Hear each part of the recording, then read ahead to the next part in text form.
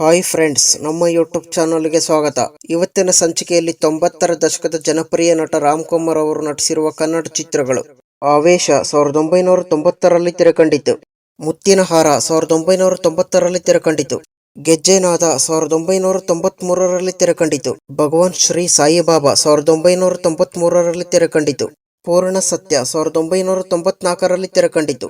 ಮಹಾಕ್ಷತ್ರಿಯ 1994ರಲ್ಲಿ ತೆರೆಕಂಡಿತು.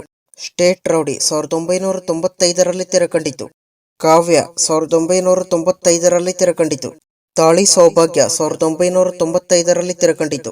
ತಾಯಿ ಇಲ್ಲದ ತವರು 1995ರಲ್ಲಿ ತೆರೆಕಂಡಿತು. ಹೊಸ ಬದುಕು 1995ರಲ್ಲಿ ತೆರೆಕಂಡಿತು. ಶ್ರಾವಣ ಸಂಜೆ 1995ರಲ್ಲಿ ತೆರೆಕಂಡಿತು. ಗಿಡ್ಡು ದಾದ 1995ರಲ್ಲಿ ತೆರೆಕಂಡಿತು. ಗಾಯ 1996ರಲ್ಲಿ ತೆರೆಕಂಡಿತು. ತವರಿನ ತೊಟ್ಟಿಲು 1996ರಲ್ಲಿ ತೆರೆಕಂಡಿತು.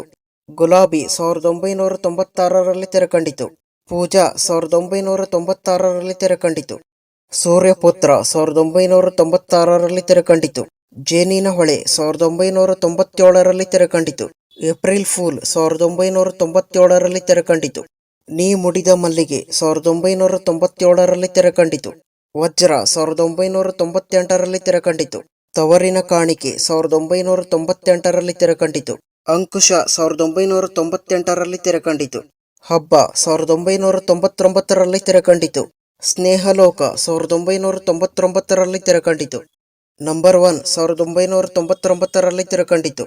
ಆಹಾ 1999ರಲ್ಲಿ ತೆರೆಕಂಡಿತು.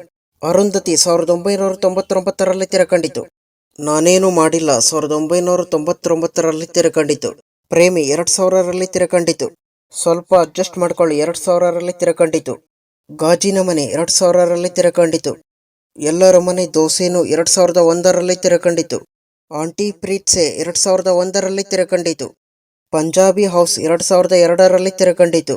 ಮನಸೇ ಓ ಮನಸೆ 2002ರಲ್ಲಿ ತೆರೆಕಂಡಿತು. ಕುಶಲವೇ ಕ್ಷೇಮವೇ 2003ರಲ್ಲಿ ತೆರೆಕಂಡಿತು. ಸಾಗರಿ 2004ರಲ್ಲಿ ತೆರೆಕಂಡಿತು. ಅಭಿನಂದನೆ 2005ರಲ್ಲಿ ತೆರೆಕಂಡಿತು. ಪಾಂಡವರು 2006ರಲ್ಲಿ ತೆರೆಕಂಡಿತು. ನವಶಕ್ತಿ ವೈಭವ 2008ರಲ್ಲಿ ತೆರೆಕಂಡಿತು. ಜೋಡಿ ನಂಬರ್ 1 2009ರಲ್ಲಿ ತೆರೆಕಂಡಿತು. ಶ್ರೀ ನಾಗಶಕ್ತಿ 2011ರಲ್ಲಿ ತೆರೆಕಂಡಿತು. ಶ್ರೀ ಕ್ಷೇತ್ರ ಆದಿಚುಂಚನಗಿರಿ 2013ರಲ್ಲಿ ತೆರೆಕಂಡಿತು. ಶೀಘ್ರಮೇವ ಕಲ್ಯಾಣ ಪ್ರಾಪ್ತಿರಸ್ತು 2021ರಲ್ಲಿ ತೆರೆಕಂಡಿತು. ಇವಿಷ್ಟು ರಾಮ್ ಕುಮಾರ್ ಅವರು ನಟಿಸಿರುವ ಕನ್ನಡ ಚಿತ್ರಗಳು. ಈ ವಿಡಿಯೋ ಇಷ್ಟವಾದಲ್ಲಿ ಲೈಕ್ ಮಾಡಿ ಹಾಗೂ ಶೇರ್ ಮಾಡಿ. ಧನ್ಯವಾದಗಳು.